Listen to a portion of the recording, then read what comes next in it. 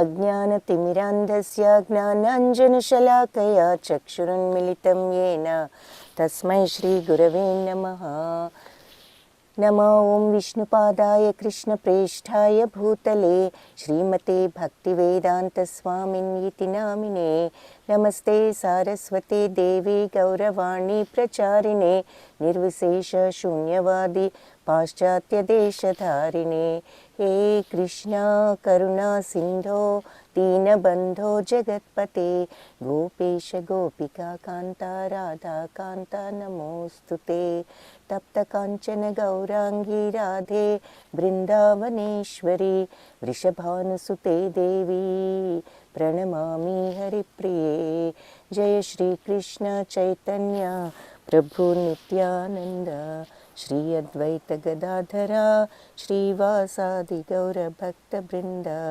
हरे कृष्ण कृष्ण कृष्ण हरे हरे हरे राम राम राम हरे हरे। हरे कृष्ण। 7వ అధ్యాయాన్ని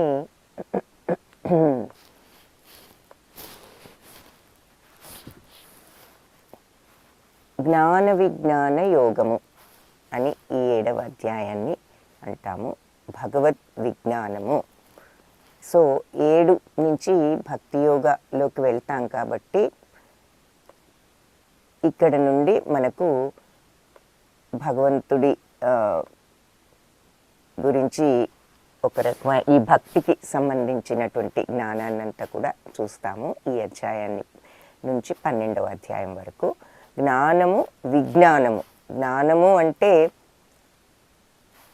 నాలెడ్జ్, విజ్ఞానము అంటే ఆ జ్ఞానాన్ని మనము ప్రాక్టీస్లో ఎవరైతే అది అనుసరించగలరో, అనుసరించినప్పుడు మనకు వచ్చేటటువంటి ఆ జ్ఞానాన్ని అనుసరించినప్పుడు మనం ఆచరణలో పెట్టినప్పుడు వచ్చేటటువంటి ఆ జ్ఞానమే విజ్ఞానం. సో జ్ఞానము థియరీ అయితే విజ్ఞానము ప్రాక్టీస్ అని అనుకోవచ్చు. జ్ఞానాన్ని ప్రాక్టీస్ చేసిన తర్వాత మనకు విజ్ఞానము అనేది వస్తుంది. శ్రీ భగవానువాచ మయ్యాసక్త మనః పార్థ యోగం యుంజన్మదాశ్రయః అసంశయం సమగ్రం మాం యథా జ్ఞాస్యసి తచ్ఛృణు. సో ఎవరైతే మయ్యాసక్త మనః పార్థ, నా మీద ఆసక్తితో మనస్సును నా మీద నిలుపుతారో పార్థ, యోగం యుంజన్ మదాశ్రయ అంటే ఈ యోగాన్ని ఆశ్రయిస్తూ సందేహం లేకుండా సమగ్రం సంపూర్ణంగా నన్ను యథా జ్ఞాస్యసి తచ్ఛృణు, ఎలా తెలుసుకోవచ్చో చెప్తాను విను అని చెప్తున్నారు. నా మీదే మనసును నిలిపి నన్నే ఆశ్రయించి, మదాశ్రయ అంటే నన్ను ఆశ్రయించి, యోగం యుంజన్ అంటే ధ్యాన యోగంతో ఆచరిస్తూ సందేహం లేకుండా సమగ్రంగా నన్ను ఎలా తెలుసుకోగలమో వివరిస్తాను.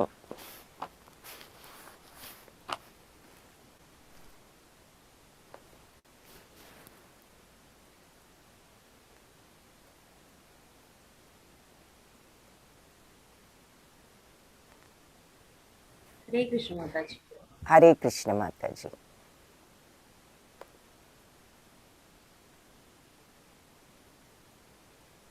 అంటే ఇక్కడ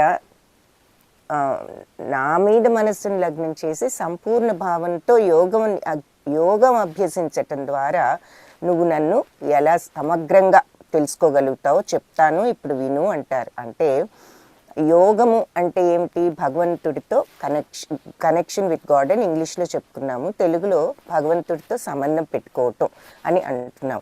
అంటే ఏమిటి సంబంధం? ఎలా పెట్టుకుంటాము? భగవంతుడి మీద మన దృష్టిని లగ్నం చేసి ఆయన గురించి మనము మనస్సులో ఎప్పుడు కూడా భగవంతుని తలుచుకోవటమే, ఆ రకంగా ఆయనను మనం అనుభూతి చెందటమే, ఆ రకంగా ఆయనను తెలుసుకోవటం. సో దాన్నే యోగా అని చెప్పేసి అంటాము. ఆ యోగా, ఆ సంబంధం పెట్టుకోవటం అనేది రకరకాలుగా పెట్టుకోవచ్చు. జ్ఞానయోగం ద్వారా, కర్మయోగం ద్వారా, భక్తి యోగం ద్వారా అని చెప్పుకున్నాం. సో అష్టాంగ యోగం ద్వారా. సో కర్మయోగం చూసాం, ఏది అంతా కూడా భగవంతుడి కోసమే చేస్తున్నాను అంటూ మనము మన యొక్క పనులను మనం చేసుకుంటూ ఆ ప్రతిఫలాన్ని ఆశించకుండా చేయవచ్చు. ఆ తరువాత అష్టాంగ యోగం చూసాం, అది మనం ఎప్పుడు చెప్పుకునేటటువంటి ఈ మెడిటేషను ఇలాంటి వాటి ద్వారా 8 దశలుగా నిన్న చూసాం. ఏది బాహ్య క్రమశిక్షణ, అంతఃక్రమశిక్షణ, ఆ తర్వాత ఇంద్రియ నిగ్రహణ, ఇవన్నీ ధారణ, తర్వాత ఆసనము, ఇవన్నీ కూడా శ్వాస కంట్రోల్ చేయటము, ఆ తర్వాత ధారణ అంటే కాన్సన్ట్రేషన్, ఫోకస్ అయిన తర్వాత ధ్యానం స్టేజ్లోకి వెళ్తాము. ధ్యానం కరెక్ట్గా చేస్తే సమాధి స్టేజ్లోకి వెళ్ళగలుగుతాం. సో ఆ ధ్యానం, అది అష్టాంగ యోగంలో మెడిటేషన్ ధ్యానం. ఇది అంటే మనస్సులో ఎప్పుడూ కూడా యోగము అంటే మనస్సులో ఎప్పుడూ భక్తితో భగవంతుని తలుచుకోవటం కూడా ధ్యానమే. కాబట్టి మనస్సు అది భక్తి యోగం కింద వస్తుంది. అంటే ఏ యోగమైనా ఫైనల్గా ఆ స్థితికే వెళ్తాం, భగవంతుని తెలుసుకోగలుగుతాం. కానీ ఒక్కొక్క దానికి ఒక్కొక్క మార్గంలో కొంత వ్యత్యాసం ఉన్నదన్నమాట. ఇప్పుడు భక్తి యోగం ఎలా ప్రారంభం అవుతుంది అంటే, అది అష్టాంగ యోగంలో మనం చూసింది మెట్లు మెట్లుగా ఆ దశలన్నీ చూసాము. ధారణ, చివరికి ఫోకస్లోకి వెళ్ళటం, తర్వాత ధ్యానం, తర్వాత సమాధి. ఇది మనము మనస్సును ఎప్పుడు భగవంతుడి మీద లగ్నం చేసి ఆ సంపూర్ణ భావంతో ఆ యోగం, ఏది భగవంతుడితో సంబంధం పెట్టుకోవటాన్ని మనం గనక అభ్యసిస్తే, ఎలా మనస్సును భగవంతుడి మీద లగ్నం చేసి అట్లా చేస్తే నువ్వు నిస్సందేహంగా నన్ను సమగ్రంగా అంటే కంప్లీట్గా పరిపూర్ణంగా నువ్వు తెలుసుకోగలుగుతావు. ఎలా అలా తెలుసుకోగలుగుతావో ఇప్పుడు చెప్తాను. నా మీద మనస్సును నువ్వు పెట్టి యోగాన్ని చేయటం ఇప్పుడు నేను నీకు చెప్తాను, విను అని చెప్పి ఇక్కడ ఈ శ్లోకంలో చెప్తున్నారు.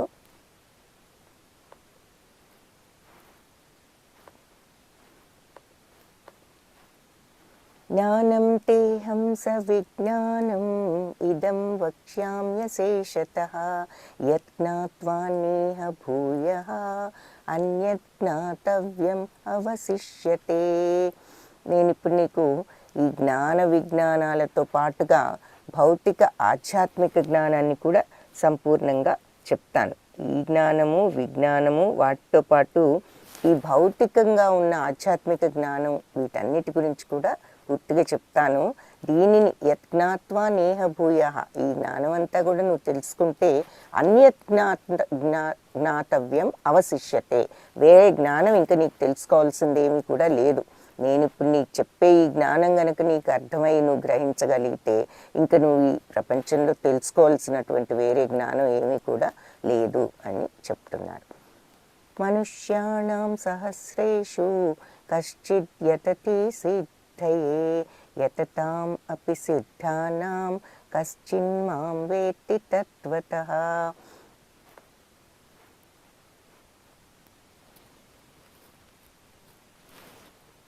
అంటే ఇక్కడ ఎన్నో వేల మంది మనుషుల్లో ఏ ఒక్కరో యోగ సిద్ధి కోసం ప్రయత్నిస్తారు. మనుష్యాణం సహస్రేషు, వేల మంది ఉన్నారు. కశ్చిద్ యతతి సిద్ధయే, వాళ్ళందరిలో కూడా కొంతమందే ఈ సిద్ధత్వం కోసం, ఈ యోగ సిద్ధి కోసం ప్రయత్నిస్తారు. యతతాం అపి సిద్ధానాం, అలా సిద్ధత్వం కోసం కశ్చిన్ మాం ప్రయత్నించిన వాళ్ళలో కూడా ఎవరో ఒక్కరే నన్ను వేత్తి తత్వతః తెలుసుకోగలుగుతారు.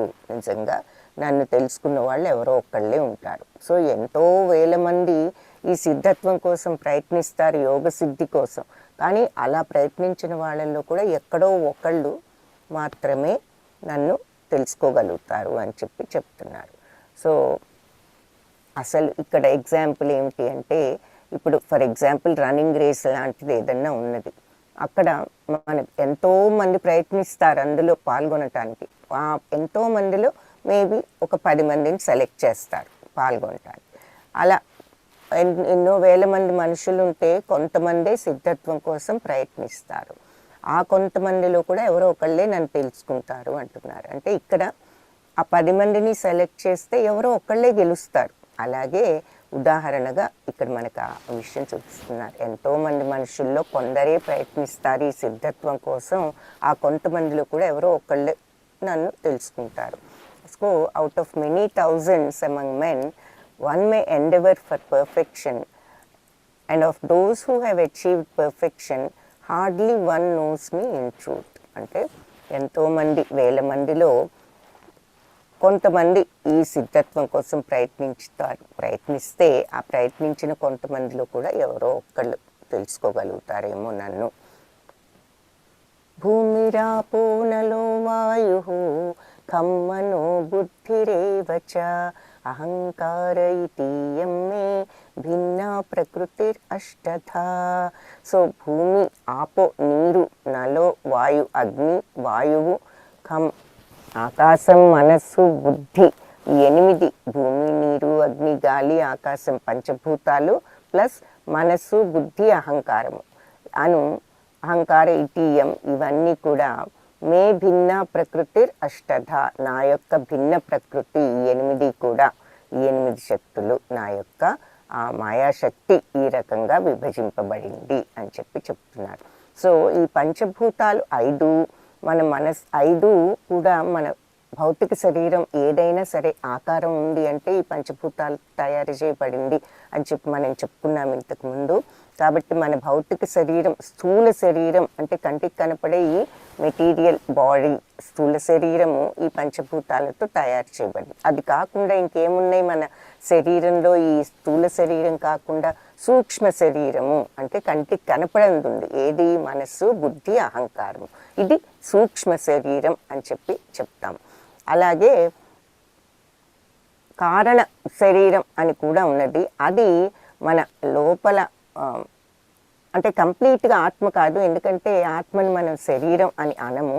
కానీ ఆ మాయ ఏది? ఈ సత్వరజస్తమో గుణాలతో కూడినటువంటి మాయ ఏది అయితే మన ఆత్మను కప్పివేస్తోందో, మనకు తెలియనివ్వకుండా, అది మనకు కారణ శరీరం. అది అసలు కంటితో అసలు చూడలేము. ఈ మనస్సు, బుద్ధి, ఆకారాన్ని కూడా చూడలేము.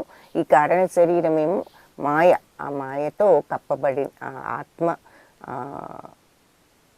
ఆత్మను కప్పినటువంటి ఆ మాయ, అది కారణ శరీరము.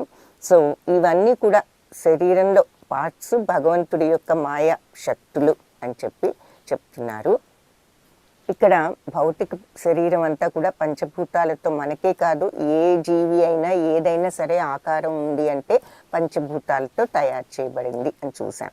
ఇక్కడ ఉదాహరణగా ఒక శరీరంలో మనకి పైకి పంచభూతాలు ఉన్నాయి అని చెప్తూ మనకు నీరు, తర్వాత భూమి, ఇవన్నీ అగ్ని, ఇవన్నీ కూడా చూపిస్తున్నారు. ఆకాశము.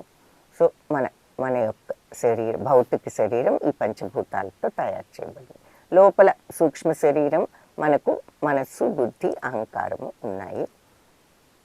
అపరేయమితస్త్వన్యాం ప్రకృతిం విద్ధి మే పరాం జీవభూతాం మహాబాహో యయేదం ధార్యతే జగత్. అర్జున, ఇప్పుడు నీకు చెప్పిన ఈ పంచభూతాలు, ఇవన్నీ మనస్సు, బుద్ధి, అహంకారం, ఈ అష్టధ 8 ఉన్నాయని చెప్పాను. నా యొక్క 8 శక్తులుగా నా మాయాశక్తి విభజింపబడింది. Earth, water, fire, air, ether, mind, intelligence, false ego, ఇంగ్లీష్లో ఈ 8. All together these 8 constitute my separated material energies. So ఈ 8 కలిపి నా యొక్క భౌతిక శక్తులు అని చెప్పబడింది. దాన్నే మాయాశక్తి, భగవంతుడి యొక్క మాయాశక్తి అని కూడా అంటాము. సో ఈ అపరేయమితస్త్వన్యాం ప్రకృతిం విద్ధి మే పరాం జీవభూతాం మహాబాహో యయేదం ధార్యతే జగత్. అయితే అర్జున, ఇప్పుడు చెప్పిందంతా కూడా అపర ప్రకృతి. ఏది? ఈ 8 ఏది? పంచభూతాలు, మనస్సు, బుద్ధి, అహంకారం, ఈ 8 కూడా అపర ప్రకృతి. కానీ అంటే ఇన్ఫీరియర్ ఎనర్జీ, భగవంతుడి శక్తిలో అవి కొంచెం తక్కువ. కానీ దీనన్నిటికంటే మించిన సుపీరియర్ ఎనర్జీ, ఇంకా కూడా చాలా ఉత్తమమైన శక్తి ఉంది దాన్ని అది పరప్రకృతి అంటారు. అది జీవరూపమై ఈ జగత్తంతటిని ధరిస్తున్న ఇంకొక ప్రకృతి ఇంతకంటే మేలైనది, ఉత్తమమైనది ఉన్నదని తెలుసుకో. ఏది? ఈ పంచభూతాలు, మనస్సు, బుద్ధి, అహంకారము, ఇవన్నీ అపర ప్రకృతి. ఈ 8 కంటే కూడా ఉత్తమమైనది నా యొక్క శక్తి. ఈ ప్రపంచమంతా కూడా వ్యాపించి ఉన్నది, ఇంకొకటి ఉన్నది, అది ఏమిటో తెలుసుకో అని చెప్తున్నారు. సో ఈ 8 besides these O mighty armed Arjuna మహాబాహో, there is another superior energy of mind. ఇంతకంటే ఇంకా ఉన్నతమైన శక్తి ఒకటి ఉన్నది నాది.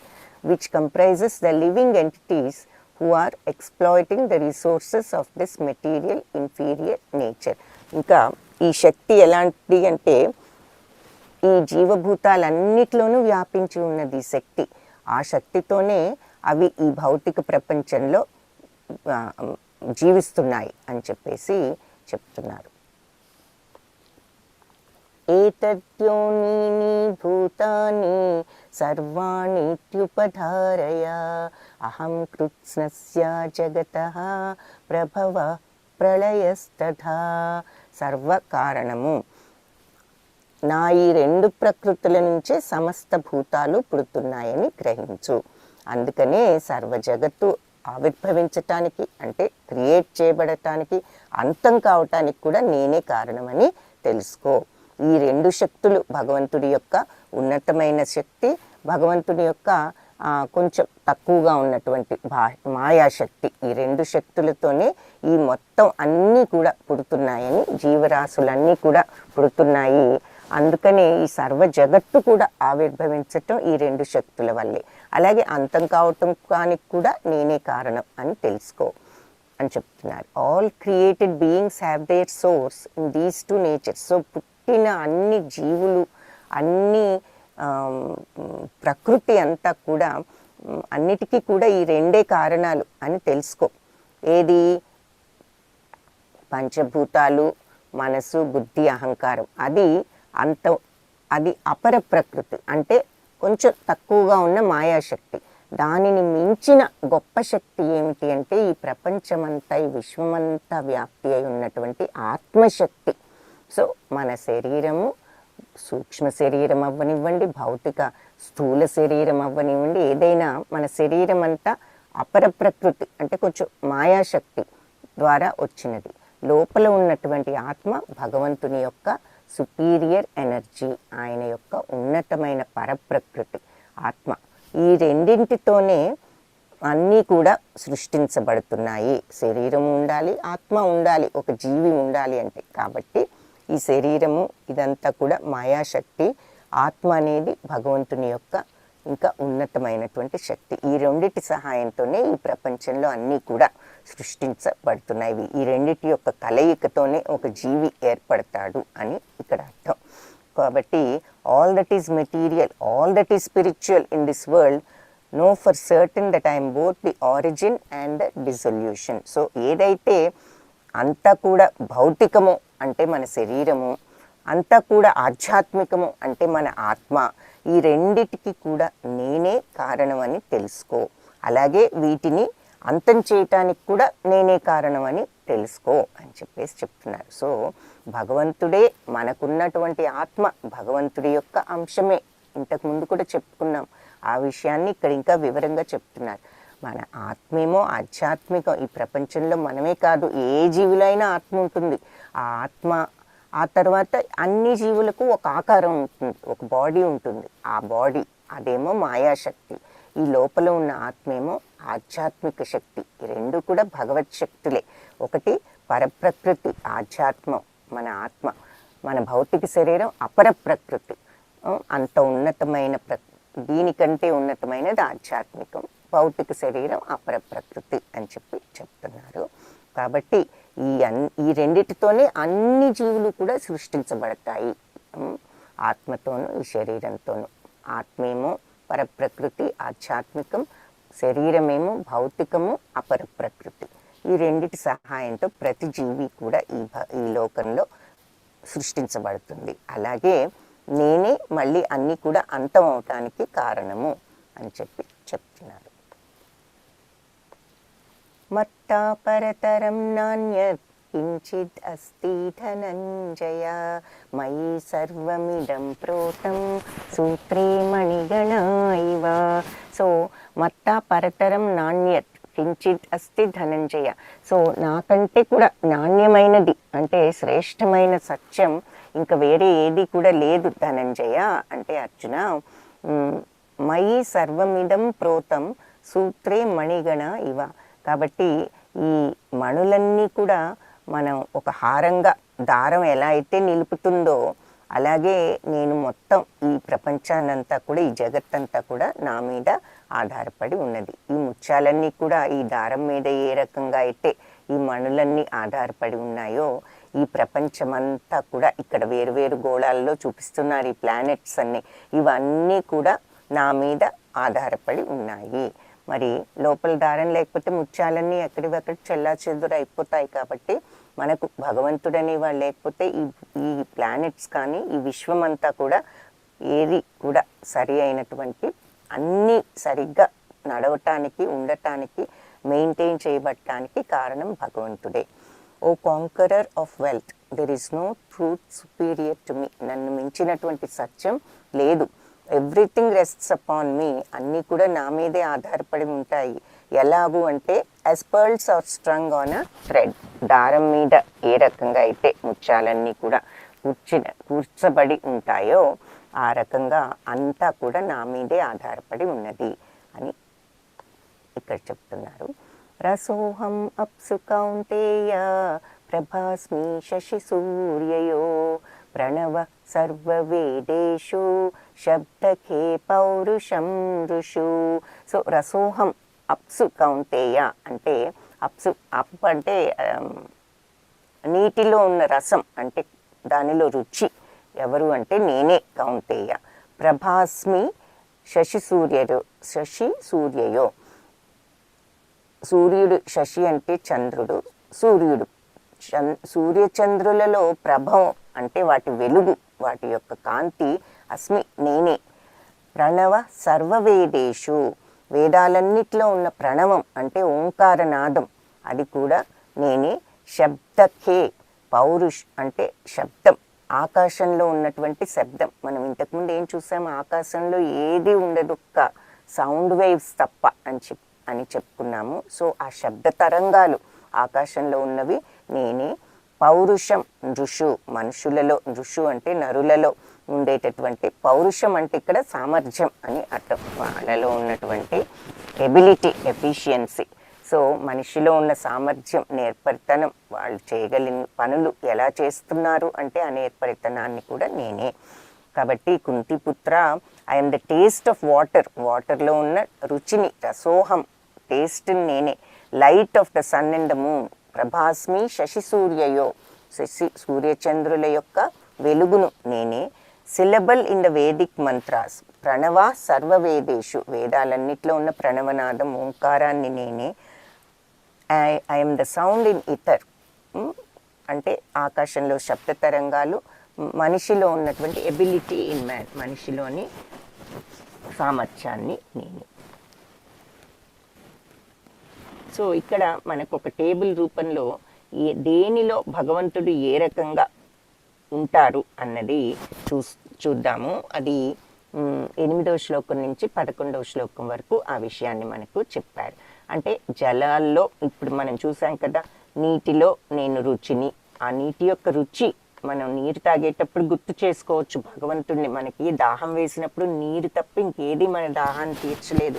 సో ఆ నీరు తాగుతున్నప్పుడు మనకు వచ్చేటటువంటి భావం మనం ఇది అని ఎక్స్ప్రెస్ చేయలేం. కానీ ఆ తృప్తి ఏమిటి అంటే ఆ రుచి అనేది భగవంతుడే మనకిచ్చారు. ఆ రుచిని నేనే. జలంలో రుచి, సూర్యచంద్రుల్లో వెలుగు, వైదిక మంత్రాలలో ఓంకారం, ఆకాశంలో శబ్ద తరంగాలు, మనిషిలో ఉన్న సామర్థ్యం, భూమిలో ఉన్న సువాసన. భూమిలో వర్షం పడ్డప్పుడు మనకు ఒక మంచి వాసన వస్తూ ఉంటుంది, అది కూడా భగవంతుడే. అగ్నిలో ఉన్న వేడి, జీవరాశులలో ఉన్న జీవనం, చైతన్యం. అసలు జీవం లేకపోతే ఇంకా మన బాడీలో ఏముంటుంది? ఆ చైతన్యం, ఆ జీవమే, ప్రాణమే భగవంతుడు. తపస్సులలో అంటే గొప్ప గొప్ప తపస్సులు చేసే వాళ్ళలో వాళ్ళకి ఆ తపశ్శక్తియే భగవంతుడు. సమస్తాస్తిక్యములలో ఆది బీజము. అంటే అన్ని ప్రాణులలో కూడా సీడ్ భగవంతుడే. బుద్ధిశాలులలో బుద్ధి, శక్తిమంతులలో పరాక్రమం, శక్తి ఆయనే, బలవంతులలో బలాన్ని నేనే, ధర్మసూత్రాలకు విరుద్ధంగా లేని మైథునాన్ని నేనే అంటూ ఇలా రకరకాలుగా భగవంతుడు మనకు ఎందులో ఏమిటి అంటే ఇవన్నీ. ఇప్పుడు అగ్నికి వేడి లేనిదే ఇంకా అగ్ని ఏముంటుంది? దాని యొక్క లక్షణమే వేడి. మరి జీవుడు అంటే అసలు జీవం లేనిదే ఇంకేం జీవుడు? జీవం లేనిదే అయిపోయారు అని అనుకుంటాం. కాబట్టి ఆ జీవనమే అంటే ఏ వస్తువునైనా దేనినైనా పని చేయగలిగేటట్లు చేసేది భగవంతుడే.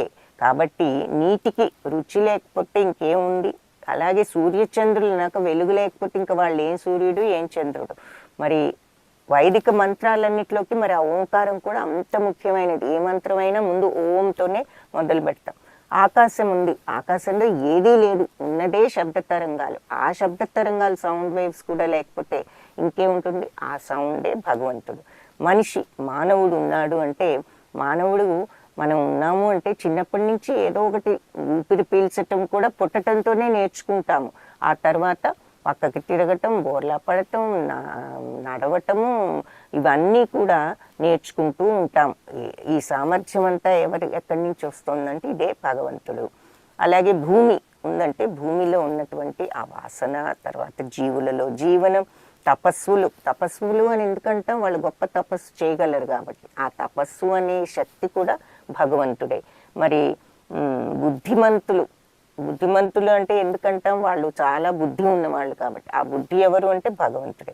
శక్తిమంతులు, బలవంతులు, పరాక్రమవంతులు అంటాం. ఆ పరాక్రమం ఎందుకు? వాళ్ళకి ఆ శక్తి ఉండబట్టి. ఆ శక్తి ఎవరు? అలా ప్రతి దానిలో ఒకళ్ళను, దేనినైనా, ఒక వస్తువుని కానీ జీవిని కానీ ఒక మనిషిగా ఏమిటి దాంట్లో ఉన్న అసలైన ఇది ఏమిటి అంటే అదంతా కూడా భగవత్ శక్తి అని మనం అర్థం చేసుకోవాలి. ఇవన్నీ కూడా 8వ శ్లోకం నుంచి 11వ శ్లోకం వరకు ఇవన్నీ మనకు వర్ణించారు. అయితే 8వ శ్లోకాన్ని మనం ఆల్రెడీ చూసాము. రసోహం అప్సు కౌంటేయ, నీటిలో రుచి, సూర్యచంద్రులలో ప్రభవం వెలుగు, వేదాలలో ప్రణవం ఓంకారం, శబ్దకే అంటే ఆకాశంలో శబ్దము, పౌరుషం ఋషు నరులలో ఉన్నటువంటి నేర్పరితనం కానీ వాళ్ళ సామర్థ్యం కానీ. ఈ శ్లోకంలో ఈ 1 2 3 4 5 చూసాము. అలా 9వ శ్లోకం నుంచి 11వ శ్లోకం వరకు మిగిలిన విషయాలు కూడా వర్ణించారు. ఏ చైవ సాత్వికా భావా రాజసాస్తమసాశ్చయే మత్త ఏవైతి తాన్ విద్ధి నత్వాహం తేషు తే మయి. అంటే జీవులకు రాజస తమసాశ్చయే, జీవుల యొక్క ఏ చైవ సాత్విక భావ, మనుషుల యొక్క సాత్విక భావము, ఆ తర్వాత రజోగుణము, తమోగుణము, ఈ భావాలన్నీ కూడా నా శక్తి వల్లనే కలిగాయి. ఆ విషయాన్ని తెలుసుకో. మత్త ఏవైతే తాన్ విద్ధి నత్వాహం తేషు తే మయి, అంటే వాటిలో నేను లేను, నాలో అవి ఉన్నాయి అని చెప్తున్నారు. Know that all states of being, ఇది ఒక ముఖ్యమైన పాయింట్. ఏమిటి అంటే ఆల్ స్టేట్స్ ఆఫ్ బీయింగ్, అన్ని జీవులకి కూడా వాళ్ళు be they of goodness, passion or ignorance, వాళ్లకు సత్వగుణం అవ్వనివ్వండి, రజోగుణం అవ్వనివ్వండి, తమో గుణం అవ్వనివ్వండి, ఏ రకమైన మనుషులైనా సరే they are all manifested by my energy, నా యొక్క శక్తి ద్వారానే అవన్నీ కూడా వచ్చాయి. ఈ భావాలన్నీ, ఈ సత్వరజ తమో గుణాలకు చెందిన భావాలన్నీ కూడా నా యొక్క శక్తి వల్లనే కలిగాయి. I am in one sense everything, నేను ఒక రకంగా చెప్పాలంటే నేను అంతా, ఈ సత్వరజస్తమో గుణాలు అనేవన్నీ కూడా నా నుంచే వచ్చాయి. కానీ ఐఎమ్ ఇండిపెండెంట్, నేను వాటికి లోబడి లేను. I'm not under the modes of material nature. For they, నేను ఈ సత్వరజస్తమో గుణాల యొక్క ప్రభావానికి గురి కాను. For they on the contrary are within me, కానీ అవి మాత్రం నాలోనే ఉన్నాయి. అంటే భగవంతుడు ఈ మొత్తం విశ్వాన్ని ఆయనలోనే ఉన్నది. కాబట్టి ఈ విశ్వమంతా కూడా మాయాశక్తి. మాయాశక్తి అంటే సత్వరజస్తమో గుణాలు అని చెప్పుకున్నాము. కాబట్టి ఇవన్నీ కూడా భగవంతుల్లో ఉన్నాయి. కానీ నేను వీటన్నిటికీ అతీతుడను, నేను ఇండిపెండెంట్. ఈ సత్వరజస్తమో గుణాలు భగవంతుడిని ఏమాత్రం కూడా ఇన్ఫ్లుయెన్స్ చేయలేవు. ఆయన వీటి కింద వీటి ప్రభావానికి రారు. ఇదంతా కూడా ఆయనలో ఉంది, విశ్వమంతా కూడా.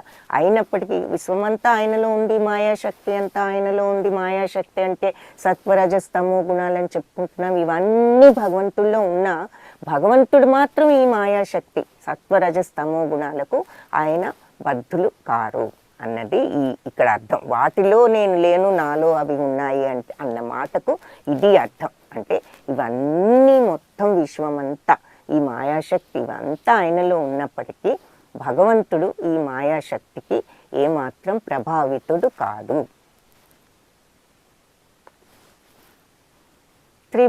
త్రిభిర్గుణమై భావై ఏభిః సర్వమిదం జగత్ మోహితం నాభిజానాతి మామేభ్యः పరమవ్యయం. సో త్రిభిర్గుణం అయైర్భావై అంటే సత్వరజ 3 గుణాలు అంటే ఏమిటి? ఆ త్రిభిర్గుణాలు అంటే సత్వరజస్తమో గుణాలు అది చెప్పుకున్నాం. ఈ వీటితో కలిసి మోహితులు అయిన మొత్తం ప్రపంచం ఈ 3 గుణాలు అందరినీ కూడా మోహితులను చేస్తున్నాయి అని చెప్పి మనము చూసాం. అయితే ఆ గుణాలకు నేను అతీతుడను, నశింపులేని, మోహితం నాభిజానాతి, నేను మోహితుడను కాను, మామేభ్య పరమం అవ్యయం, నేను దివ్యుడను, అవ్యయం నాశనం లేని వాడిని, అతీతుడను, నశింపలేని వాడిని అయిన నన్ను తెలుసుకోలేకుండా ఉన్నది. ఏది? సత్వరజస్తమో గుణాలనే 3 గుణాల వల్ల మోహితులైనటువంటి ప్రపంచం అంతా కూడా నేను ఆ గుణాలకు అతీతుడనని, నశింపులేని వాడినని అర్థం చేసుకోవడం లేదు, తెలుసుకోలేకుండా ఉన్నది అని చెప్పి అంటున్నారు. Included by the 3 modes. ఏది? Goodness, passion, ignorance. సత్వరజస్తమో గుణాలు. The whole world does not know me that I am above the 3 modes and inexhaustible. నేను ఈ 3 గుణాలకు అతీతుడను, నశింపులేని వాడిని, అవ్యయుడను అంటే నశింపులేని వాడను అని అర్థం చేసుకోవటం లేదు. ఎందుకు అర్థం చేసుకోవటం లేదు ఈ ప్రపంచం అంతా కూడా ఈ విషయాన్ని అంటే ఈ సత్వరజస్తమో గుణాలు అనే వాటి ద్వారా ప్రభావితులమై, మోహితులమై భగవంతుడి యొక్క శక్తిని మనము అర్థం చేసుకోలేకుండా ఉన్నాం. ఈ ప్రలోభాలతో, ఈ 3 యొక్క మాయాశక్తితో మనం ఈ భౌతిక ప్రపంచంలో మునిగిపోయి, మన ఇంద్రియాలను తృప్తిపరచుకోవటంలో మునిగిపోయి భగవంతుడి యొక్క శక్తిని మనము అర్థం చేసుకోవటం లేదు అని ఇక్కడ అర్థము. ఈ 3 గుణాల ప్రభావితులమై దైవీ హ్యేషా గుణమయీ మమ మాయా దురత్యయా మామేవయే ప్రపద్యంతే మాయామేతాం తరంతితే. సో ప్రకృతి త్రిగుణ the divine nature of mind consisting of the 3 modes of material nature is difficult to overcome. దైవీ హ్యేష గుణమయీ మమ మాయా దురత్యయ అంటే ఈ యొక్క నా యొక్క మాయ అయినటువంటి 3 గుణాలు, ఈ సత్వరజస్తమో గుణాలు భగవంతుడి యొక్క మాయాశక్తి అని చెప్పుకున్నాం. ఈ 3 ఈ ప్రపంచమంతా కూడా ఈ మాయాశక్తి ఆవహించి ఉన్నది. కాబట్టి ఈ మాయాశక్తి తో నిండి ఉన్న ఈ ప్రకృతిని అధిగమించటం చాలా కష్టం సామాన్యులకు. నా యొక్క ఈ మాయను దాటటం సామాన్యులకు సాధ్యపడదు. But those who have surrendered unto me can easily cross beyond it. ఎవరైతే నన్ను ఆశ్రయించి శరణాగతి అడుగుతారో వాళ్ళు మాత్రం సులభంగా దానిని దాటగలరు అని చెప్తున్నారు. సో ఇక్కడ మనకు అంటే ఈ భౌతిక ప్రపంచం యొక్క మాయాశక్తి అంతా భవసాగరం అని మనం చెప్తూ ఉంటాం. అలా ఈ సముద్రాన్ని చూపిస్తున్నారు. ఏమిటి సముద్రం? ఈ భౌతిక ప్రపంచంలో భవసాగరం అన్నమాట. మనం ఈ భవసాగరంలో ఈ ఇంద్రియ తృప్తి కోసం చాలా ఇలా ఒకటే స్ట్రగుల్ అవుతూ ఈ భవసాగరంలో ఈదలేకపోతున్నాము. ఈ ఇంద్రియాలను తృప్తిపరచడానికి విపరీతంగా అవస్థ పడుతున్నాము. సో ఈ అవస్థ నుంచి మనల్ని పైకి లాగి ఈ భవసాగరం నుంచి మనల్ని కాపాడటానికి మనం 2 చేతులు ఎత్తి భగవంతుణ్ణి శరణు వేడితే ఆయన వచ్చి మనల్ని ఈ భవసాగరం నుంచి పైకి లాగుతారు అని చెప్పి ఈ యొక్క చిత్రానికి అర్థం. సో ఈ ప్రకృతి త్రిగుణ స్వరూపమైన నా యొక్క దైవమాయను దాటటం. సో ఇక్కడ 2 విషయాలు గమనించండి. ఈ ప్రకృతి అంతా మాయ అని ఉన్నది, నా యొక్క దైవమాయ. ప్రకృతి త్రిగుణ స్వరూపము అయిన దైవమాయ. సో ముందు ఈ ప్రకృతి అంతా కూడా 3 గుణాల యొక్క స్వరూపము, సత్వ రజస్ తమో గుణాలు అన్నది ఇక్కడ. ఇది ఏమిటి 3 గుణాలు అంటే నా దైవమాయ, భగవంతుడి యొక్క మాయాశక్తి. సో దీనిని దాటటం ఈ భవసాగరం అన్నమాట. ఇదంతా కూడా మాయాశక్తి. దీనిని దాటటం సామాన్యులకి సాధ్యం కాదు. దీనిని ఎలా దాటాలి అంటే ఏం చేయాలి అంటే భగవంతుణ్ణి మామేవయే ప్రపద్యంతే. ప్రపద్యంతే అంటే శరణు వేడటం. ఎవరు మామేవ నన్ను శరణు వేడిన వాళ్లకు మాయామేతాం తరంతితే, దానిని ఈ మాయను వాళ్ళు తరంతితే సులభంగా దాటగలుగుతారు అని చెప్పి చెప్తున్నారు. కాబట్టి ఈ ప్రకృతి త్రిగుణాలను ఈ మాయను దాటాలి అంటే మనం భగవంతుణ్ణి శరణు వేడితే సులభంగా ఈ భవసాగరాన్ని ఈడి పైకి భగవంతుడి దగ్గరకు చేరగలుగుతాము, ఆయనను శరణు వేడగలిగిన వాళ్ళు. మాం దుష్కృతినో మూఢా ప్రపద్యంతే నరాధమా మాయయాపహృత జ్ఞానా ఆసురం భావమాశ్రితః. పాపాత్ములు మాం దుష్కృతినో మూఢులు దుష్కృతులు పాపాత్ములు, ప్రపద్యం నరాధములు అంటే మనుషులలో ఉన్న అధములు, మాయయాప హృతజ్ఞాన మాయలో పడిపోయి వివేకం కోల్పోయిన వాళ్ళు, ఆసురం రాక్షస భావాలు అసురులు, ఆసురం భావం ఆశ్రిత, ఆసురం రాక్షస భావాలను ఎవరైతే ఆశ్రయిస్తారో, చెడు భావాలను ఆశ్రయించిన వాళ్ళు నన్ను చేరుకోలేరు అని చెప్పేసి ఇక్కడ చెప్తున్నారు. సో భగవంతుణ్ణి ఎవరైతే పొందలేరు అన్న విషయం ఇక్కడ ఈ శ్లోకంలో మనకు చెప్తున్నారు. ఎవరు? నన్ను దుష్కృతినో దుష్కృతి దుర్మార్గులు, మూఢులు, ప్రపద్యంతే నరాధమ. సో నరాధములు, మాయయాపహృత జ్ఞాన మాయతో వివేకం కోల్పోయినటువంటి జ్ఞానం, జ్ఞానాన్ని కోల్పోయినటువంటి వాళ్ళు, ఆసురం రాక్షస భావాలను ఆశ్రయించిన వాళ్ళు, ఆశ్రిత, వీళ్ళందరూ కూడా నన్ను పొందలేరు. Those miscreants who are grossly foolish, మూర్ఖులు. తర్వాత లోయెస్ట్ అమంగ్ మ్యాన్ కైండ్, నరాధములు, whose knowledge is stolen by illusion, మాయయాపహృత జ్ఞాన వివేకం కోల్పోయారు, ఎందుకని? మాయలో పడిపోయి వాళ్ళు. ఆసుర and who partake of the atheistic nature of demons, అంటే ఆసురం భావం ఆశ్రిత, రాక్షస భావాలు, భగవంతుడిని నమ్మకపోవటం, ఇలాంటి వాళ్ళందరూ కూడా నన్ను పొందలేరు. సో ఇక్కడ శరణాగతి కోరని వాళ్ళు మనం ఇప్పుడు చూసాము, వాళ్ళని మళ్ళీ ఇక్కడ ఒకసారి లిస్ట్లో చూపిస్తున్నారు. మూఢులు, అతి మూర్ఖులు, తర్వాత నరాధములు, మానవులలో అధములు, మాయయాపహృత జ్ఞాన అంటే మాయా ప్రభావం మూలాన వాళ్ళు విశేష జ్ఞానం అంతా కూడా నశించింది వాళ్ళు, సమాజంలో వాళ్ళు తప్పుదారి పట్టిన వాళ్ళు, ఆసురం భావమాశ్రిత రాక్షస గుణాలు ఉన్నవాళ్ళు, ఇలాంటి వాళ్ళంతా కూడా నన్ను పొందలేరు. చతుర్విధ భజంతే మాం జనా సుకృతిన్ అర్జున ఆర్తో జిజ్ఞాసురర్థాతి జ్ఞానీ చ భరతర్షభ. ఇది ముఖ్య శ్లోకము. భరతవంశ శ్రేష్ఠుడా, భరతర్షభ అంటే భరతవంశ శ్రేష్ఠుడా, 4 రకాల చతుర్విధ భజంతే మాం, 4 రకాల వాళ్ళు నన్ను భజిస్తారు, పూజిస్తారు. ఎవరు వాళ్ళు? జనా సుకృతిన్ అర్జున, 4 రకాల వాళ్ళు నన్ను పూజించేవాళ్ళు ఎవరు అంటే, ఆర్తో అంటే కష్టాలలో ఉన్నవాళ్ళు, జిజ్ఞాసు అంటే తెలుసుకోవాలి భగవంతుడిని జిజ్ఞాస కుతూహలం ఉన్నవాళ్ళు, అర్థార్థి సంపద కోసం కానీ ఇలాంటి వాటి కోసం ధనం కోసం కానీ ప్రార్థించేవాళ్ళు, అర్థం అంటే సంపద, ధనము, ఏదైనా ఇలాంటివి, రాజ్యము, ఇలా ఏదైనా అలాంటివి కావాలి. అర్థార్థి అంటే ధనం కోసం ప్రార్థించేవాళ్ళు. జ్ఞానీచ జ్ఞానులు, నిజంగా జ్ఞానం కావాలి, భగవద్జ్ఞానం అని 4వ రకం వాళ్ళు. ఇలా 4 రకాల వాళ్ళు నన్ను ప్రార్థిస్తారు అని చెప్తున్నారు. ఇందాకటి శ్లోకంలోనేమో 4 రకాల వాళ్ళు నన్ను పొందలేరని చెప్పారు. ఎవరు? పాపాత్ములు, మూఢులు, నరాధములు, మాయతో వివేకాన్ని కోల్పోయిన వాళ్ళు, రాక్షస భావాలు ఆశ్రయించిన వాళ్ళు. ఈ 4 నన్ను పొందలేరు.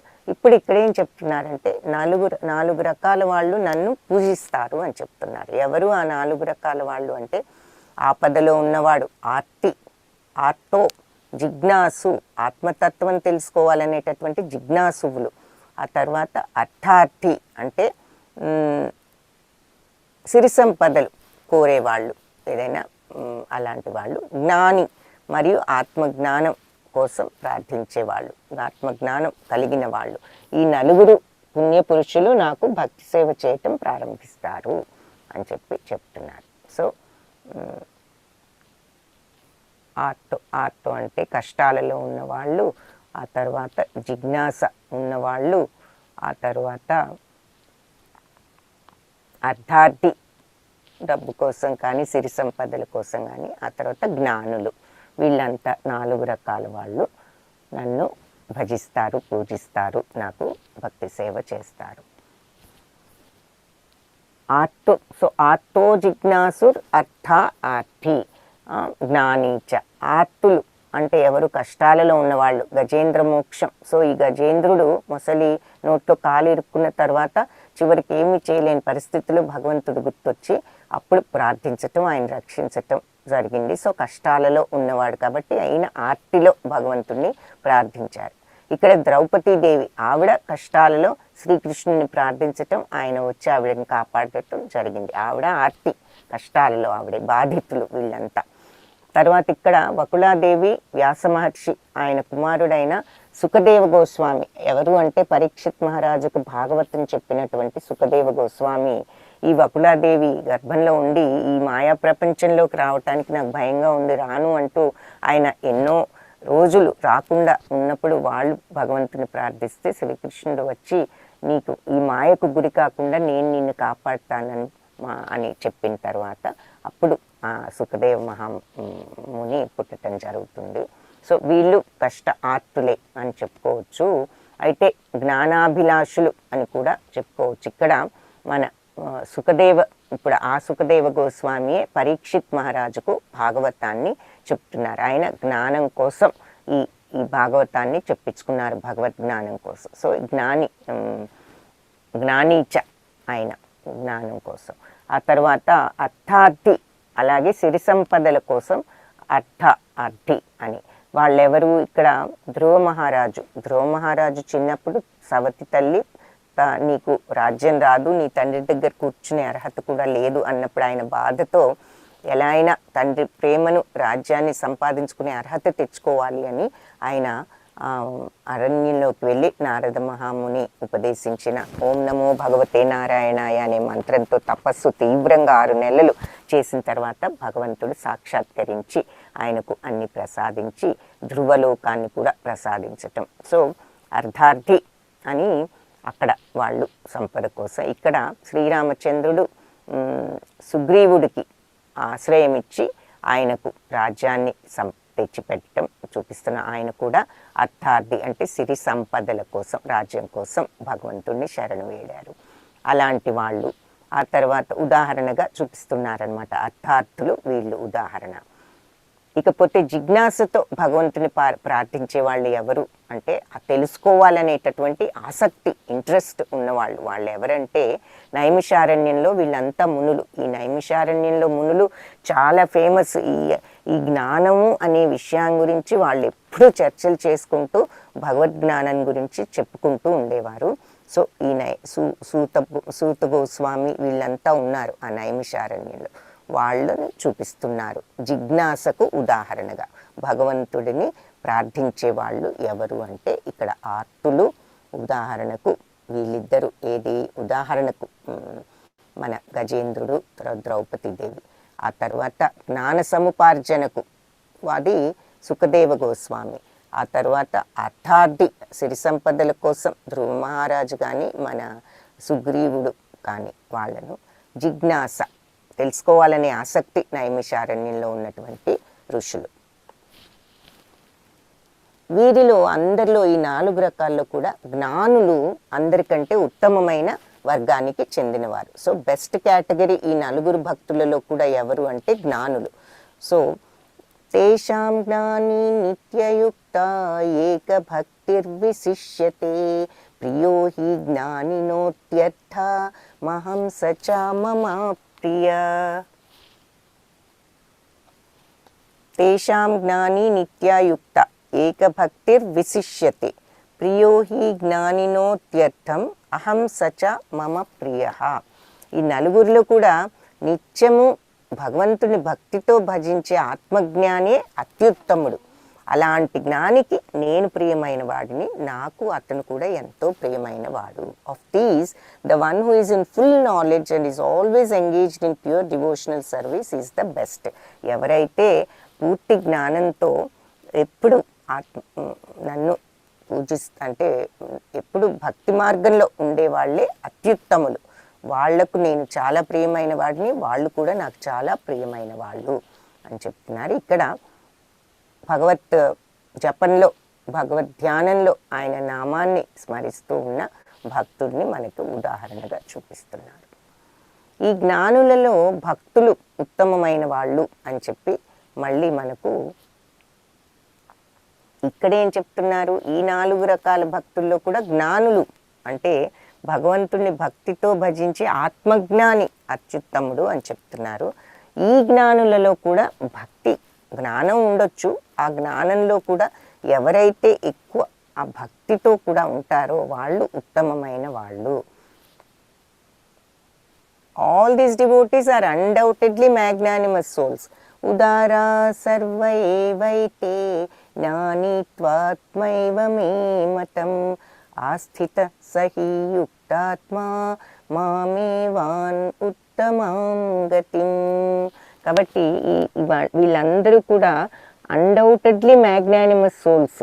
ఎవరు? ఈ భక్తులంతా కూడా చాలా మహాత్ములు అయినప్పటికీ, but he who is situated in knowledge of me to be just like or considered to be just like my own self.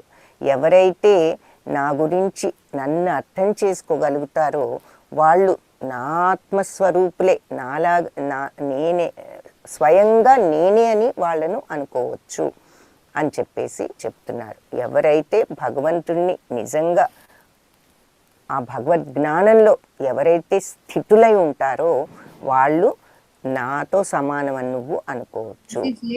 మాకు నేను లాగానే అనమాట. మాటది కరెక్ట్ గా 7 దాటినట్టు చెప్పారు క్లాస్ లేదని. హరే కృష్ణ.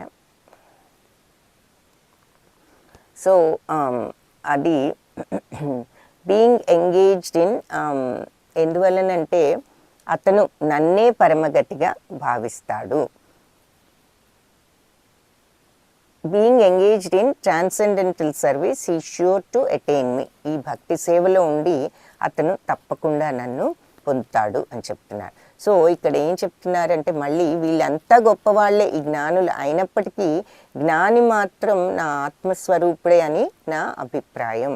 ఎవరైతే వీళ్ళంతా కూడా మహాత్ములైనప్పటికీ ఎవరైతే నా యొక్క జ్ఞానంలో స్థితులై ఉంటారో, భగవద్ జ్ఞానంలో స్థితులై ఉంటారో వాళ్ళు ఇంకా నాతో సమానం అని చెప్పి నా ఉద్దేశము అని ఇక్కడ మనకు ఉదాహరణగా ఈ జ్ఞానుల్ని చూపిస్తున్నారు. సో మనము వ్యాస మహర్షి అనుకోండి, ఇలాంటి వాళ్ళందరూ కూడా అలాంటి జ్ఞానులే.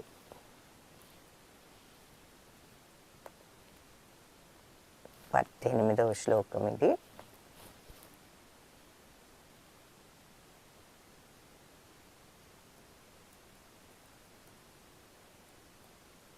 ఈ 4 రకాలలో జ్ఞానులు ముఖ్యమైన వాళ్ళు. జ్ఞానులలో కూడా ఆ భక్తి మార్గంలో ఉండేవాళ్ళు చాలా ఈ ఈ భక్తులందరూ కూడా నిస్సంశయంగా వీళ్ళంతా కూడా ఉదాత్తులే, గొప్పవాళ్ళే అయినా కూడా వీళ్ళందరిలో కూడా నా జ్ఞానంలో ఎవరైతే స్థితులై ఉంటారో వాళ్ళను నన్నుగానే నేను భావిస్తాను. సో నాతో సమానం అని నేను భావిస్తాను. ఎవరు అంటే ఎవరైతే భగవంతుడి జ్ఞానంలో స్థితులై ఉంటారో, భగవద్ జ్ఞానంలో స్థితులై ఉంటారో వాళ్ళు నాతో సమానము అని చెప్తున్నారు. సో ఆ స్థితికి వెళ్ళగలుగుతారు అంటే భగవద్జ్ఞానంలో స్థితులై ఉంటే అని భగవంతుడు అంటున్నారు. నన్నుగానే నేను భావిస్తాను. నా దివ్యమైన సేవలో నియుక్తులైనందువల్ల అతడు అత్యుత్తమము మరియు పరమగతి అయిన నన్ను తప్పక పొందుతాడు. అలా స్థితుడై ఉండి అతడు ఎంతో గొప్పదైనటువంటి పరమగతి భగవంతుడి యొక్క తత్వాన్ని పొందగలుగుతాడు అని చెప్పేసి చెప్తున్నారు.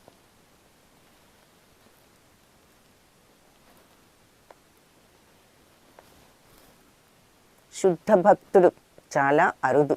అయితే ఇదంతా చెప్పి మళ్ళీ బహూనాం జన్మనామంతే, ముఖ్య శ్లోకం ఇది కూడా, జ్ఞానవాన్ మాం ప్రపద్యతే వాసుదేవః సర్వమితి సమహాత్మా సుదుర్లభః. అంటే బహూనాం జన్మనామంతే, ఎన్నో జన్మల తరువాత జ్ఞానవాన్ మాం ప్రపద్యతే, జ్ఞానవంతులు నన్ను ప్రపద్యతే శరణు వేడతారు. ఎప్పుడు? ఎన్నో జన్మల తరువాత ఈ జ్ఞానులు నన్ను శరణు వేడతారు.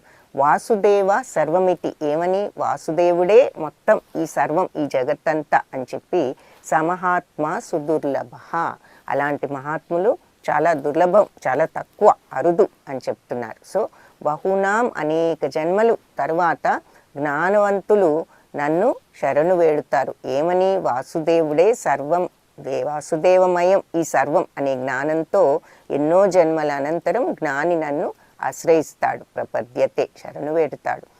కానీ సమహాత్మ సుదుర్లభ, ఈ లోకంలో అలాంటి మహానుభావులు చాలా తక్కువ మంది ఉన్నారు, అరుదు అని చెప్తున్నారు. ఉదాహరణగా ఎక్కడో కొందరు ఉంటారు భగవద్భక్తులు, అంటే సర్వం భగవంతుడి కోసం చేస్తూ, ప్రభుపాద అలాగే చాలా సేవ చేశారు. ఆయన చివరిలో ఆయన జీవితం అంతా కూడా భగవంతుడికి సేవ చేస్తూ ఆయన యొక్క జ్ఞానాన్ని అందరికీ బోధిస్తూ తెలియజేస్తూ ఆయన జ్ఞానాన్ని పుస్తకాలలో పెట్టి అందరికీ అందజేస్తూ అలా ఆ సేవలో ఆయన నిమగ్నమై పాశ్చాత్య దేశాల్లో ఏమీ తెలియని వాళ్ళకు కూడా అవన్నీ కూడా బోధిస్తూ ఆయన చేసినటువంటి సేవ. అలా ఉంటారు కొంతమంది శుద్ధ భక్తులు, ఇలాంటి మహాత్ములు అరుదు అని చెప్తున్నారు. అల్పబుద్ధి ఉన్న మనుషులు 23వ శ్లోకంలో ఏం చెప్తున్నారు? అల్పబుద్ధి అంటే మామూలుగా అంత వివేకం, ఈ జ్ఞానులకు ఉన్నటువంటి అంత జ్ఞానం లేకపోతే మనం ఏం చేస్తాం? ఇంతకుముందు కూడా చూసాం. అంటే దేవతలు ఉదాహరణకు ఇప్పుడు పంచభూతాలు, అవి కూడా అధిష్టాన దేవతలు. ఒక్కొక్క పంచభూతం మనం ఒక్కొక్క ఇంద్రియానికి శక్తి ఇస్తోంది. అగ్ని మనకు చూసే శక్తి, తర్వాత శబ్ద తరంగాలు ఉన్నాయి కాబట్టి వాయువు ఆకాశంలో, అదేమో మనకు వినే శక్తి మన చెవులకు, ఇలా అన్నీ కూడా మనకు ప్రసాదిస్తోంది. నీరేమో నోటికి రుచి తెలిపే శక్తి. అలా ఈ పంచభూతాలు ఒక్కొక్కటి మనకు ఒక్కొక్క శక్తిని ఇస్తున్నాయి. మనం అలాగే ఈ పంచభూతాలను ప్రార్థిస్తూ ఉంటాము, భూమాతను, ఆ తరువాత మరి వర్షం కావాలంటే వరుణదేవుని ప్రార్థిస్తూ ఉంటాము. అయితే ఇవన్నీ కూడా భౌతిక ప్రపంచానికి సంబంధించినటువంటి కోరికలు కానీ కన్వీనియన్సెస్ కోసం కానీ మనం ఈ దేవతలను ఆరాధిస్తూ ఉంటాం. కానీ ఆ ఫలితాలన్నీ కూడా ఈ భౌతిక ప్రపంచంలో ఉపయోగపడతాయి. నిజమే, సుఖంగా ఉంటాము, అన్నీ బాగా జరుగుతాయి. కానీ ఈ జన్మ తరువాత మనకు అవసరమైనటువంటి ముక్తి కావాలి అంటే మాత్రం మనం భగవంతుణ్ణి ప్రార్థిస్తే మనకు ఆ ముక్తి వస్తుంది.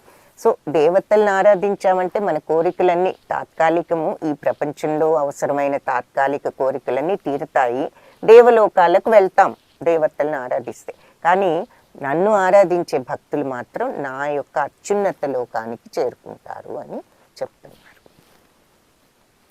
అంటే ఆత్మానుభూతి, ఆ ముక్తి, పరతత్వం తెలుసుకోవాలంటే భగవంతుణ్ణి మనం ప్రార్థించాలి. దేవతలను ఆరాధిస్తే మనం ఇక్కడ మనకు అవసరమైన భూలోకంలో ఈ తాత్కాలిక ప్రపంచంలో కావలసిన కోరికలు ఇవన్నీ కూడా తీర్చుకోవచ్చు. అవ్యక్తం వ్యక్తమాపన్నం మన్యంతే మాం అబుద్ధయః పరం భావం అజానంతో మమ అవ్యయం అనుత్తమం. మమ అవ్యయం అనుత్తమం అంటే అవ్యక్తం వ్యక్తిమాపన్నం అంటే అన్యంతే మాం అబుద్ధయః అంటే నేను ఎవరో తెలుసుకోలేక 24వ శ్లోకం ఇది. అవ్యక్తం వ్యక్తి స్వరూపం, వ్యక్తం అంటే స్వరూపం, ఆపన్నం పొందినవాడిగా మన్యంతే తలంతురు. సో నన్ను సంపూర్ణంగా తెలియనటువంటి అబుద్ధయ అన్నారు. అబుద్ధయ అంటే అంతగా బుద్ధి సరిగ్గా లేని వాళ్ళు, మందబుద్ధులు, బుద్ధి తక్కువగా ఉన్నవాళ్ళు అని అర్థం. కాబట్టి నన్ను పూర్తిగా తెలుసుకోలేని ఇటువంటి అబుద్ధయులు దేవదేవుడునైన నేను పరంభావం అజానంత అంటే పరంభావాన్ని అజానంత తెలుసుకోలేని వారై మమ నా యొక్క అవ్యయం నాశనరహితమైన నాశనం లేనటువంటి అనుత్తమం మిక్కిలి ఉత్తమమైనటువంటి నా యొక్క దివ్యభావాన్ని వాళ్ళు తెలుసుకోలేరు.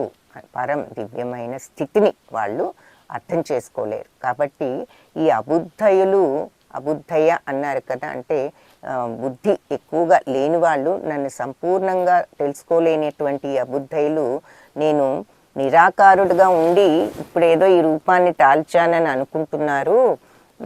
కానీ అవ్యక్తం స్వరూపం, నేనేదో నిరాకారుడుగా ఉండి ఇప్పుడు ఈ రూపాన్ని దాల్చానని అనుకుంటున్నారు.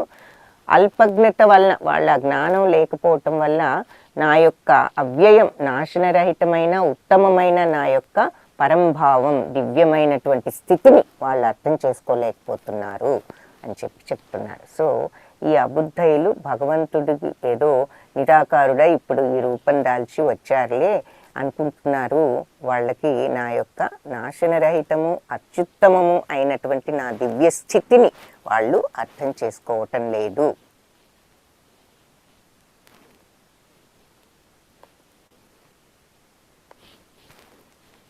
వేదాహం సమతీతాని వర్తమానాని చ అర్జున భవిష్యాని చ భూతాని మాం తు వేదన కశ్చన. సో అర్జున, దేవాది దేవుడిగా భూత భవిష్యత్ వర్తమాన కాలాలకు సంబంధించిన జీవులందరూ కూడా నాకు తెలుసు. అయితే నేను మాత్రం ఎవరికి అర్థం చేసుకోవటం, నన్ను చాలా ఎవరు కూడా నన్ను అర్థం చేసుకోవటం కష్టం, నేను ఎవరికి అర్థం కాను అని చెప్తున్నారు. వేదాహం సమతీతాని వర్తమానాని చ అర్జున.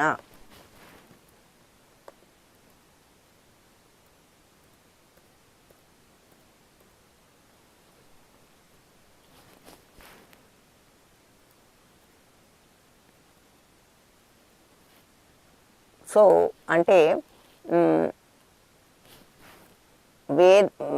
వేదాహం అంటే వేద అంటే తెలుసుకోవటం అన్నమాట. అహం నాకు తెలుసు.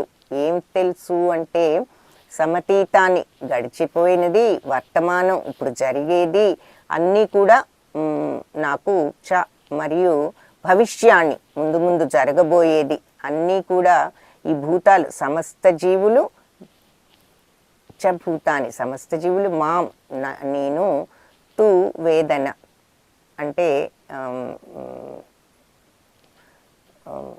వేద అంటే ఎరుగడు, నవేద అంటే ఎరుగడు. వేద అంటే తెలుసుకోవటం, నవేద అంటే తెలుసుకోకపోవటం. కశ్చన ఎవరు కూడా అని చెప్పి, మాం తు అంటే నన్ను ఎవరు కూడా తెలుసుకోలేరు అని చెప్తున్నారు. సో నాకు ఈ పాస్ట్లోను, వర్తమానంలో, ఇప్పుడు ప్రజెంట్లోను, భవిష్యత్తులోను, ఫ్యూచర్లోను ఉన్న అన్నీ కూడా నాకు తెలుసు. కానీ ఈ జీవులందరూ నాకు తెలుసు. ఏది ఎప్పుడో ఉన్న వాళ్ళు తెలుసు, ఇప్పుడు ప్రస్తుతం ఉన్న వాళ్ళు తెలుసు, ముందు ముందు రాబోయే వాళ్ళు కూడా నాకు అన్నీ తెలుసు. కానీ వాళ్ళెవరికి కూడా నేను తెలియను, వాళ్ళెవరు నన్ను ఎరుగరు. నేను గతంలో జరిగే సమస్తాన్ని, ప్రస్తుతం జరిగే సర్వము, భవిష్యత్తులో జరగబోయేదంతా కూడా నాకు తెలుసు. అలాగే జీవులందరూ కూడా నాకు తెలుసు, కానీ నన్ను వాళ్ళెవరు కూడా వాళ్ళకి నేను తెలియదు.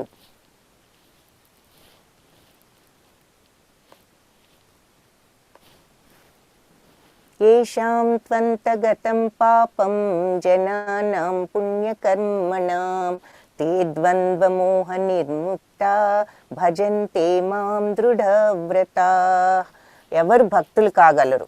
సో భక్తులు అయ్యేది ఎవరు అని అంటే అని మనం గనక ప్రశ్నించుకుంటే, ఏషాం త్వంతగతం పాపం జనానాం పుణ్యకర్మణాం, పూర్వజన్మలో ప్రస్తుత జన్మలో భక్తితో వ్యవహరించే వ్యక్తులు వారి పాపాత్మకమైనటువంటి చర్యలు పూర్తిగా కూడా విముక్తి కలిగి నా సేవలో వాళ్ళు ఈ నిర్మూలించబడి మాయ యొక్క ద్వంద్వమోహ నిర్ముక్త.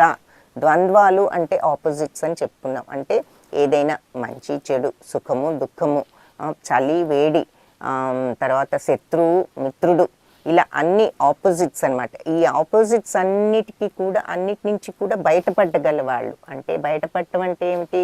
ద్వంద్వాల నుంచి విముక్తి చెందటం అంటే సుఖమైన దుఃఖమైన ఒకే రకంగా ఉండటము, ఎవరైనా పొగిడినా లేకపోతే ఎవరైనా విమర్శించినా ఒకే రకంగా ఉండటం, దానివల్ల ఎఫెక్ట్ అనేది లేకపోవటం మనలో.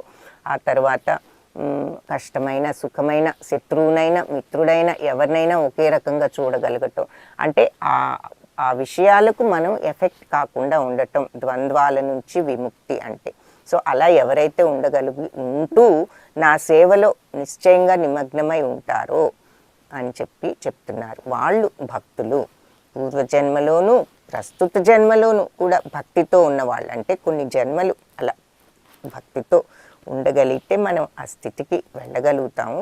నిజమైన భక్తి ఉంటే ఒకే జన్మలో కూడా వెళ్ళవచ్చు. బట్ ఆ భక్తి అనేది మనకు కొంతకాలం నుంచి వస్తూ ఉన్నదని మనం అర్థం చేసుకోవచ్చు.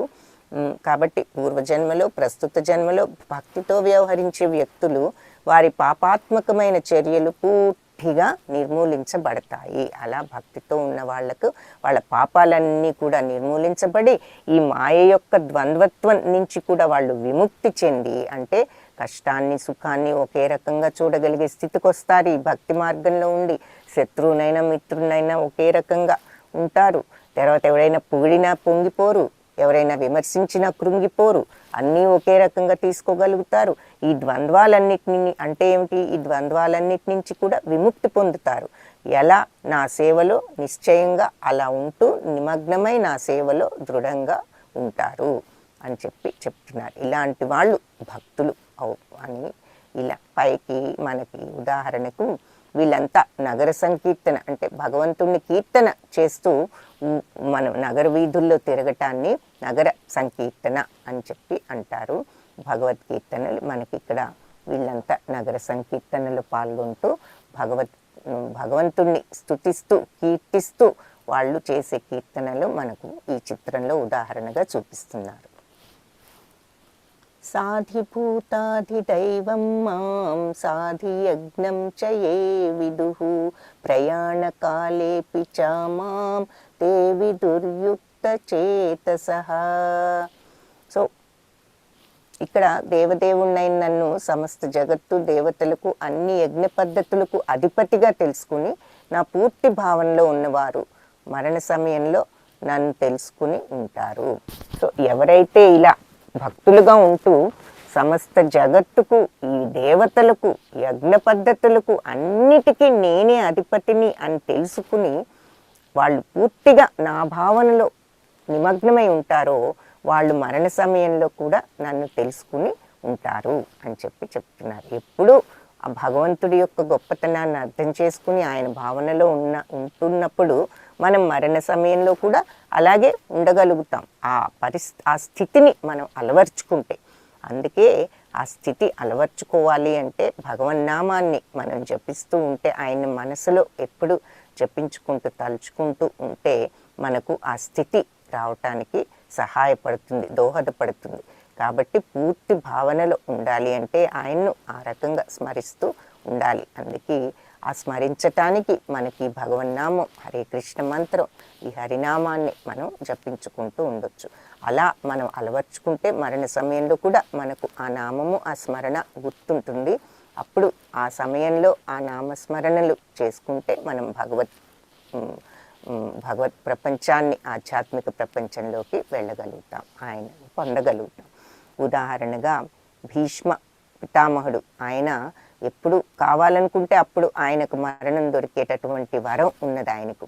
ఆయన చివరిలో ఆయన ఉత్తరాయణం కోసం ఎదురు చూస్తూ శ్రీకృష్ణుడి సమక్షంలో పోవాలని ఆయన ఎదురు చూస్తూ ఆఖరికి శ్రీకృష్ణుడు వచ్చిన తర్వాత ఆయన విష్ణు సహస్రనామాన్ని జపిస్తూ ఆయన దేహాన్ని వదలటం జరిగింది. ఆ చిత్రాన్ని మనకు ఉదాహరణగా ఇక్కడ చూపిస్తున్నారు. హరే కృష్ణ కృష్ణ కృష్ణ హరే హరే, హరే రామ రామ రామ హరే హరే. అయితే ఈ గీతా పాఠం మహాత్ములు భక్తితో శ్రీకృష్ణుని శరణు వేడుతారు. పవిత్రాత్మలు తమ మనస్సులను ఇతర పూజా ధ్యేయముల వైపుకు మళ్ళించరు అని చెప్తున్నారు. సో మహాత్ములు భగవంతుని శరణు వేడతారు. అలాంటి పవిత్రమైన ఆత్మ ఉన్న వాళ్ళు వాళ్ళ మనస్సులను ఇతర వేరే విషయాల్లోకి మళ్ళించకుండా భగవంతుని మీదే నిమగ్నం చేసి ఉంచుతారు అని చెప్తున్నారు. హరే కృష్ణ కృష్ణ కృష్ణ హరే హరే, హరే రామ రామ రామ హరే హరే. వాంఛాకల్పతరుభ్యశ్చ కృపా సింధుభ్య ఏవ చ పతితానాం పావనేభ్యో వైష్ణవేభ్యో నమో నమః. హరే కృష్ణ. దీంతో ఈరోజు